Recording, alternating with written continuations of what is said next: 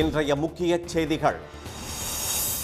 தேர்தல் பத்திர திட்டத்தை ரத்து செய்தது உச்ச நீதிமன்றம்.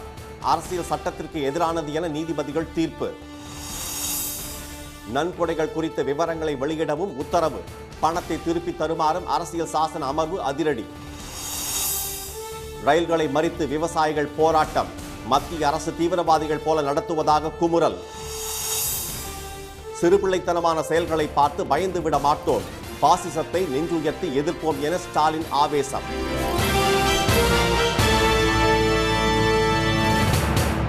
வணக்கம். தேர்தல் பத்திரங்கள் திட்டத்தை அதிரடியாக ரத்து செய்த உச்சநீதிமன்றம் அதன் மூலம் அளிக்கப்பட்ட நன்கொடை விவரங்களை வெளியிடவும் தேர்தல் ஆணையத்திற்கு உத்தரவிட்டுள்ளது. மத்திய பாஜக அரசால் 2018ஆம் ஆண்டு தேர்தல் பத்திர திட்டம் அமல்படுத்தப்பட்டது. அதன்படி பாரத ஸ்டேட் வங்கி சார்பில் வெளியிடப்படும் 1000, 10,000, 1 லட்சம், 10 லட்சம் மற்றும் 1 கோடி ரூபாய் மதிப்பிலான தேர்தல் பத்திரங்களை தனி நபர்கள் அல்லது நிறுவனங்கள் வாங்கி தாங்கள் விரும்பும் அரசியல் கட்சிகளுக்கு நன்கொடையாக வழங்கலாம். இந்த பத்திரங்களில் வாங்குபவரின் பெயர், முகவரி உள்ளிட்ட எந்த விவரங்களும் இருக்காது. எனவே வெளிப்படைத்தன்மை இல்லாத தேர்தல் பத்திர திட்டத்தை ரத்து செய்ய கோரி காங்கிரஸ் தலைவர் doctor Jaya Thakur, Marxist communist கட்சி, ஜனநாயக சீர்திருத்தங்களுக்கான அமைப்பு மற்றும் காமன் காஸ் ஆகியவை உச்சநீதிமன்றத்தில் வழக்கு தொடர்ந்தன. கடந்த 6 ஆண்டுகளாக நீடித்த இந்த வழக்கை கடந்த ஆண்டு முதல் தலைமை நீதிபதி திரு சந்திரசூட், நீதிபதிகள் திரு PR கவாய், திரு சஞ்சீவ் கண்ணா, திரு பர்திவாலா, திரு மனோஜ் மிஸ்ரா ஆகிய 5 நீதிபதிகள் அடங்கிய அரசியல் சாசன அமர்வு விசாரித்து வந்தது. இந்த வழக்கில் இன்று ஒருமித்த தீர்ப்பு வழங்கிய நீதிபதிகள், கட்சிகளுக்கு நன்கொடை வழங்குபவர்கள் விவரங்களை தெரிவிக்காத தேர்தல் பத்திர திட்டம் அரசியலமைப்பு சட்டத்திற்கு எதிரானது என்று கூறி அந்த திட்டத்தை ரத்து செய்தனர். அரசிடம் கணக்கு கேட்கும் உரிமை நாட்டு மக்களுக்கு உள்ளது என்பதை பல்வேறு தீர்ப்புகள் உறுதி செய்துள்ள நிலையில் தேர்தல் பத்திரம் தருவோர் குறித்த விவரங்களை தெரிவிக்க தேவையில்லை என்பது வாக்காளர்களின் உரிமைகளை பறிக்கும் செயல் என நீதிபதிகள் தெரிவித்தனர். தகவல் அறியும் உரிமை சட்டத்திற்கு எதிராகவும் அரசியல் அமைப்பு சட்டத்தை மீறும் வகையில் உள்ள தேர்தல் பத்திர திட்டத்தில் வெளிப்படைத்தன்மை இல்லை என்றும் நீதிபதிகள் சுட்டிக்காட்டினர்.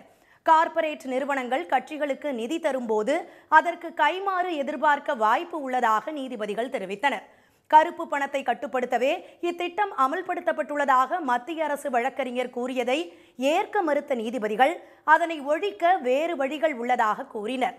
தேர்தல் நன்கொடை அளிக்க வகை செய்யும் வருமான வரி திருத்த சட்டம், மக்கள் பிரதிநிதித்துவ திருத்த சட்டம், கம்பெனிகள் சட்ட திருத்தம் ஆகியவை சட்டவிரோதம் என்று கூறி அவற்றை நீதிபதிகள் ரத்து செய்தனர்.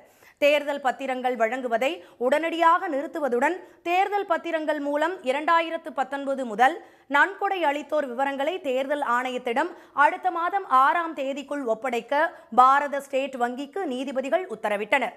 அந்த விவரங்களை தேர்தல் ஆணைய இணையதளத்தில் அடுத்த மாதம் 13ஆம் தேதிக்குள் வெளியிட வேண்டும் என்றும் நீதிபதிகள் உத்தரவிட்டனர். தேர்தல் பத்திரம் முறை சட்டவிரோதமானது என கூறி அவற்றை ரத்து செய்திருக்கும் உச்ச நீதிமன்ற உத்தரவை வரவேற்றுள்ள காங்கிரஸ் கட்சி, பணத்துக்கு எதிரான வாக்குகளின் அதிகாரத்தை இது வலுப்படுத்தும் என்று தெரிவித்துள்ளது. அது தொடர்பாக அக்கட்சியின் பொதுச் செயலாளர் திரு ஜெயராம் ரமேஷ் தனது எக்ஸ் பக்கத்தில் வெளியிட்டுள்ள பதிவில், மோடி அரசால் பெரிதாக விளம்பரப்படுத்தப்பட்ட தேர்தல் பத்திரம் திட்டம் நாடாளுமன்ற சட்டம் மற்றும் அரசியலமைப்புக்கு எதிரானது என்ற உச்ச நீதிமன்ற தீர்ப்பு பணத்துக்கு எதிராக நமது வாக்குகளின் அதிகாரத்தை வலுப்படுத்துவதாக கூறியுள்ளார். நமது விவசாயிகளுக்கு அநீதிக்கு மேல் அநீதி இழைக்கும் மோடி அரசு நன்கொடையாளர்களுக்கு சிறப்பு சலுகைகள் மற்றும் விலக்குகளை அளித்து வருவதாக அவர் பதிவிட்டுள்ளார். தேர்தல் பத்திரம் திட்டம் கொண்டு வரப்பட்ட போது எதிர்க்கட்சிகள் தெரிவித்த கருத்தை உச்ச நீதிமன்றம் பிரதிபலித்திருப்பதாக மார்க்சிஸ்ட் கம்யூனிஸ்ட் கட்சியின் மூத்த தலைவர் திரு சீதாராம் யெச்சூரி தெரிவித்துள்ளார். பாஜகவின் முகமுடி கிழிக்கப்பட்டு விட்டதாக அவர் கூறியுள்ளார். உச்ச நீதிமன்ற தீர்ப்பை வரவேற்று தனது எக்ஸ் பக்கத்தில் பதிவிட்டுள்ள முதலமைச்சர் திரு மு.க. ஸ்டாலின், தேர்தல் பத்திரங்கள் அரசியலமைப்புக்கு எதிரானது என உச்ச நீதிமன்றம் மிக சரியாக கூறியுள்ளதாக தெரிவித்துள்ளார். உச்ச நீதிமன்றத்தின் தீர்ப்பு நேர்மையான மற்றும் வெளிப்படையான தேர்தல் நடைமுறைக்கு வழிவகுக்கும் என்றும் அரசியல் கட்சிகளுக்கு இடையிலான சமமான களத்தை உருவாக்கும் என்றும் அவர் கூறியுள்ளார். இதன் மூலம் தேர்தல் நடைமுறையின் மீதான சாமானியர்களின் நம்பிக்கை வலுப்பெறும் என்றும் திரு மு.க. ஸ்டாலின் பதிவிட்டுள்ளார். தேர்தல் பத்திரம் தொடர்பான உச்ச நீதிமன்ற தீர்ப்பை அதிமுக, மதிமுக, விடுதலை சிறுத்தைகள், மனிதநேய மக்கள் கட்சி உள்ளிட்ட பல்வேறு கட்சிகளும் வரவேற்றுள்ளன. டெல்லி எல்லைகளில் விவசாயிகளின் போராட்டம் 3வது நாளாக தொடரும் நிலையில் அவர்களுக்கு ஆதரவாக பஞ்சாப் மாநிலத்தில் பல இடங்களில் ரயில் மறியலில் விவசாயிகள் ஈடுபட்டனர். விளைபொருட்களுக்கான குறைந்தபட்ச ஆதரவு விலைக்கு சட்ட அங்கீகாரம், கடன் தள்ளுபடி உள்ளிட்ட 10 அம்ச கோரிக்கைகளை வலியுறுத்தி டெல்லி சலோ என்ற முழக்கத்துடன் தலைநகர் டெல்லியின் எல்லையை விவசாயிகள் முற்றுகையிட்டுள்ளனர். தலைநகரை நோக்கி விவசாயிகள் முன்னேறாமல் இருக்க கான்கிரீட் தடுப்பு சுவர்கள், சுருள் கம்பிகள், சாலை மற்றும் தெருக்களின் நடுவே பள்ளங்கள் என பல்வேறு தடுப்பு யுக்திகளை டெல்லி போலீசார் மேற்கொண்டுள்ளனர்.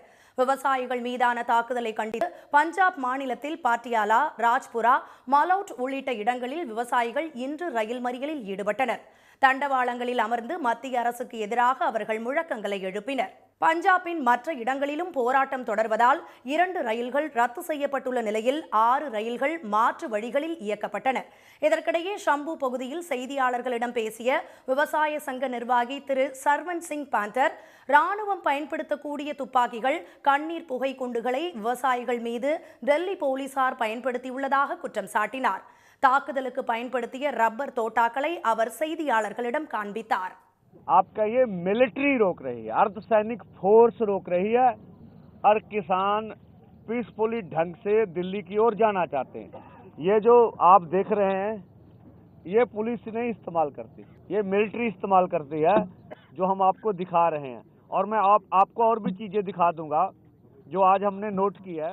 தீவிரவாதிகளைப் போல் விவசாயிகளை மத்திய அரசு நடத்துவதாக திரு சர்வன் சிங் பாண்டர் குற்றம் சாட்டினார். விவசாயிகளின் போராட்டத்தை ஒடுக்க எல்லை பாதுகாப்பு படையிலிருந்து 30,000 கண்ணீர் புகைக்குண்டுகளை டெல்லி போலீசார் ஆர்டர் செய்துள்ளதாகவும் அவர் புகார் தெரிவித்தார். இதற்கிடையே போராட்டம் 3வது நாளாக தொடர்வதால் திக்ரி, சிங்கு, காசிப்பூர் உள்ளிட்ட பகுதிகளில் ஏற்பட்ட போக்குவரத்து நெரிசலால் வாகனங்கள் ஊர்ந்து சென்றன. அமைச்சர் திரு அர்ஜுன் முண்டா தலைமையிலான 3ஆம் கட்ட பேச்சுவார்த்தை சற்று முன் தொடங்கி நடைபெற்று வருகிறது. பதவி பிரமாணத்திற்கு மாறாக செயல்படும் ஆளுநரின் சிறுபிள்ளை விளையாட்டு செயல்களை பார்த்து அஞ்சப்போவதில்லை என முதலமைச்சர் திரு மு.க. ஸ்டாலின் தெரிவித்துள்ளார். சட்டப்பேரவையில் இன்று ஆளுநர் உரைக்கு நன்றி தெரிவிக்கும் தீர்மானத்திற்கு பதிலளித்து பேசிய அவர், திராவிட மாடல் வழித்தடத்தில் இயங்கும் தமிழ்நாட்டின் வளர்ச்சியை யாராலும் தடுக்க முடியவில்லை என்று கூறினார். ஆண்டின் தொடக்கத்தில் பேரவையில் ஆளுநர் உரையாற்றுவது மரபு என்றும், அரசின் கொள்கை அறிக்கையாக அமைச்சரவை தயாரித்து தருவதை அப்படியே மன்றத்தில் வாசிக்க வேண்டியது ஆளுநரின் கடமை என்றும் அவர் கூறினார். ஆனால் ஆளுநரின் நடவடிக்கை நூற்றாண்டு பாரம்பரியம் கொண்ட தமிழ்நாடு சட்டமன்றத்தையே அவமானப்படுத்தும் செயல் என்று திரு ஸ்டாலின் கூறினார். கோடிக்கணக்கான தமிழ்நாட்டு மக்களை அலட்சியப்படுத்தும் செயல் என்றும், அவர் ஏற்றுக்கொண்ட பதவி பிரமாணத்திற்கு மாறானது என்றும் திரு ஸ்டாலின் கூறினார்.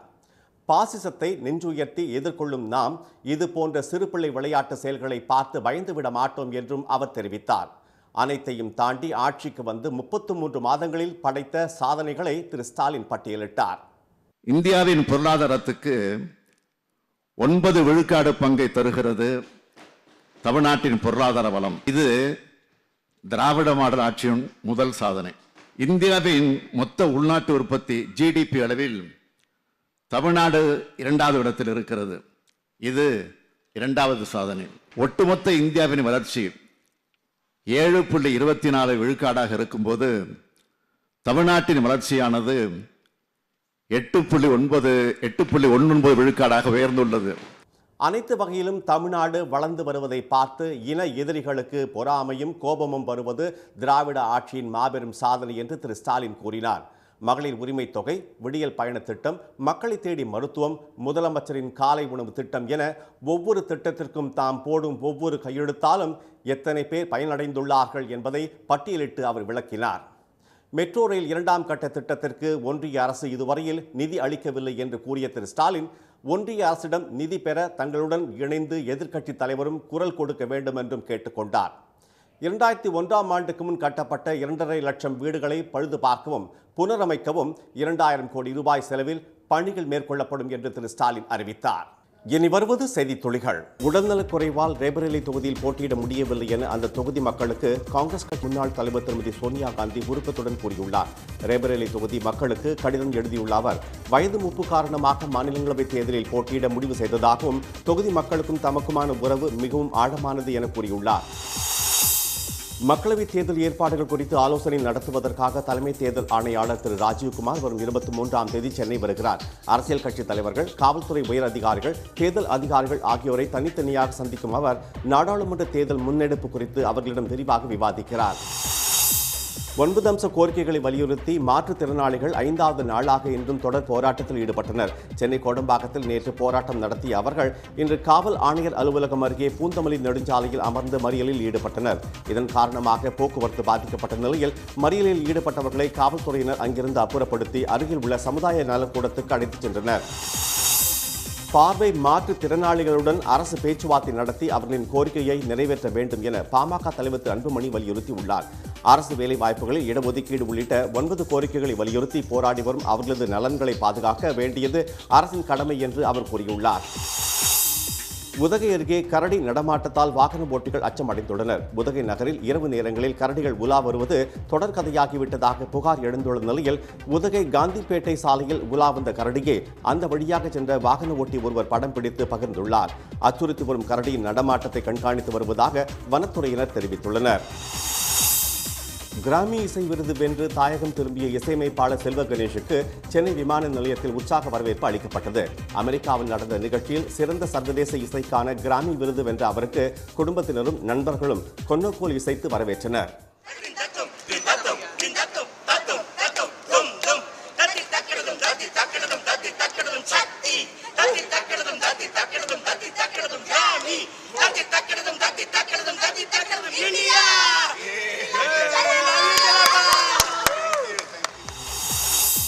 உதகை நகராட்சியில் பணியாற்றும் ஒப்பந்த தூய்மை பணியாளர்கள் நிலுவை ஊதியத்தை வழங்க கோரி வேலை நிறுத்த போராட்டத்தில் ஈடுபட்டுள்ளனர். 120க்கும் மேற்பட்ட துப்புரவு பணியாளர்களுக்கு கடந்த மாதத்திற்கான ஊதியம் இன்னும் வழங்கப்படவில்லை என கூறப்படுகிறது. இதனை கண்டித்து அவர்கள் போராட்டத்தை தீவிரப்படுத்தியிருப்பதால் உதகை நகராட்சியில் தூய்மை பணிகள் பாதிக்கப்பட்டுள்ளன. தமிழ் மொழி வளர்ச்சிக்கு தமிழ்நாடு அரசு எடுத்து வரும் நடவடிக்கைகளுக்கு உயர்நீதிமன்றம் திருப்தி தெரிவித்துள்ளது. உலக தமிழ் ஆராய்ச்சி அறக்கட்டளை தலைவர் திரு கனகராஜ் தாக்கல் செய்த வழக்கு இன்று மீண்டும் விசாரணைக்கு வந்தபோது தமிழ் வளர்ச்சித்துறைக்கு 2020-21 ஆண்டில் 63 கோடி ரூபாய் ஒதுக்கப்பட்டு அதில் 53 கோடி ரூபாய் செலவிடப்பட்டதாக தமிழக அரசு விளக்கம் அளித்தது. இதனை பதிவு செய்த நீதிமன்றம் வழக்கை முடித்து வைத்தது. லஞ்சம் வாங்கி பிடிப்பட்ட அமலாக்கத்துறை அதிகாரி அங்கித் திவாரியை தங்களது காவலில் எடுத்து விசாரிக்க அனுமதி கோரி அமலாக்கத்துறை தரப்பில் உயர்நீதிமன்ற கிளையில் மனு அளிக்கப்பட்டுள்ளது. வழக்கு விசாரணை தொடர்புடைய ஆவணங்கள் மற்றும் திண்டுக்கல் நீதிமன்ற தீர்ப்பு விவரங்களை தாக்கல் செய்ய அமலாக்கத்துறைக்கு உத்தரவிட்ட நீதிபதிகள் விசாரணையை 20ஆம் தேதிக்கு ஒத்திவைத்தனர். நீலகிரி மாவட்டம் கெட்டை மலைப்பாதையில் அரசு பேருந்தை 2வது நாளாக இன்றும் காட்டு யானைகள் வழிமறித்ததால் மலைப்பாதையில் போக்குவரத்து பாதிக்கப்பட்டது. 50க்கும் மேற்பட்ட பயணிகளுடன் சென்ற பேருந்தை குட்டிகளுடன் வந்த காட்டு யானைகள் வழிமறித்தன. 1 மணி நேரத்திற்கு பிறகு அவை வனப்பகுதிக்கு திரும்பியதை தொடர்ந்து பேருந்துகள் இயக்கப்பட்டன. மக்களவைத் தேர்தலில் மதிமுகவுக்கு பம்பரம் சின்னத்தை ஒதுக்கீடு செய்யுமாறு தமிழக தலைமை தேர்தல் அதிகாரியிடம் திரு வைகோ வலியுறுத்தியுள்ளார். தலைமை தேர்தல் ஆணையத்திடம் அளித்த மனுவின் நகலையும் தலைமை தேர்தல் அதிகாரி திரு சத்யபிரதா சாகுவிடம் அவர் வழங்கினார். நீலகிரி மாவட்டம் கூடலூர் மற்றும் பந்தலூர் சுற்றுவட்டார பகுதிகளில் அறுவடைக்கு தயாராக இருந்த வாழை மரங்களை காட்டு யானை சேதப்படுத்தியதால் விவசாயிகள் கவலை அடைந்துள்ளனர். காடுகளில் வறட்சி அதிகரித்து வருவதால் வனப்பகுதியில் இருந்து வெளியேறும் காட்டு யானைகள் ஊருக்கு புகுந்து 300க்கும் மேற்பட்ட வாழை மரங்களை அடியோடு சேதப்படுத்தின. 1 மாதத்தில் அறுவடைக்கு தயாராக இருந்த வாழை மரங்களை யானை சேதப்படுத்தியதால் பெரும் இழப்பு ஏற்பட்டுள்ளதாக விவசாயிகள் வேதனை தெரிவித்துள்ளனர். மக்களவைத் தேர்தலில் திமுக சார்பில் போட்டியிட விரும்புவோருக்கான விண்ணப்ப படிவங்கள் வரும் 19ஆம் தேதி முதல் அண்ணா அறிவாலயத்தில் கிடைக்கும் என கட்சியின் பொதுச் செயலாளர் திரு துரைமுருகன் அறிவித்துள்ளார். பூர்த்தி செய்யப்பட்ட விண்ணப்பங்கள் அடுத்த மாதம் 1ஆம் தேதி முதல் 7ஆம் தேதி மாலை 6 மணிக்குள் சமர்ப்பிக்குமாறு அவர் கூறியுள்ளார். ஜூன் மாதம் நடைபெறவிருக்கும் உலகக்கோப்பை 20 ஓவர் கிரிக்கெட் போட்டிக்கு இந்திய அணிக்கு ரோஹித் சர்மா கேப்டனாக இருப்பார் என கிரிக்கெட் வாரிய செயலாளர் திரு ஜெய்ஷா தெரிவித்துள்ளார். ஹர்திக் பாண்டியா துணை கேப்டனாக செயல்படுவார் என்றும் அவர் கூறியுள்ளார். இன்றைய வர்த்தக முடிவில் மும்பை பங்குச்சந்தை குறியீட்டின் சென்செக்ஸ் 227 புள்ளிகள் உயர்ந்து 72,050 புள்ளிகளாக இருந்தது. தேசிய பங்குச்சந்தை குறியீட்டின் நிப்டி 70 புள்ளிகள் உயர்ந்து 21,910 புள்ளிகளாக நிறைவடைந்தது.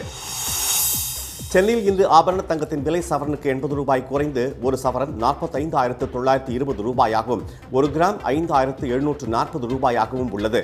வெள்ளி விலை 50 காசுகள் உயர்ந்து 1 கிராம் 76 ரூபாயாக உள்ளது. மீண்டும் இன்றைய முக்கிய செய்திகள். தேர்தல் பத்திரங்கள் திட்டத்தை அதிரடியாக ரத்து செய்த உச்சநீதிமன்றம் அதன் மூலம் அளிக்கப்பட்ட நன்கொடை விவரங்களை வெளியிடவும் தேர்தல் ஆணையத்திற்கு உத்தரவிட்டுள்ளது. டெல்லி எல்லைகளில் விவசாயிகளின் போராட்டம் 3வது நாளாக தொடரும் நிலையில் அவர்களுக்கு ஆதரவாக பஞ்சாப் மாநிலத்தில் பல இடங்களில் ரயில் மறியலில் விவசாயிகள் ஈடுபட்டனர். பதவி பிரமாணத்திற்கு மாறாக செயல்படும் ஆளுநரின் சிறுபிள்ளை விளையாட்டு செயல்களை பார்த்து அஞ்சப்போவதில்லை என முதலமைச்சர் ஸ்டாலின் தெரிவித்துள்ளார். இத்துடன் இந்த செய்திகள் நிறைவடைந்தன. மீண்டும் சன் டிவியில் செய்திகள் காலை 7:30 மணிக்கு. செய்திகளை உடனுக்குடன் தெரிந்து கொள்ள சன் நியூஸ் தொலைக்காட்சியை பாருங்கள். வணக்கம். வணக்கம். உடனுக்குடன் செய்திகளை தெரிந்து கொள்ள சன் நியூஸ் பெல் ஐகானை கிளிக் பண்ணுங்க.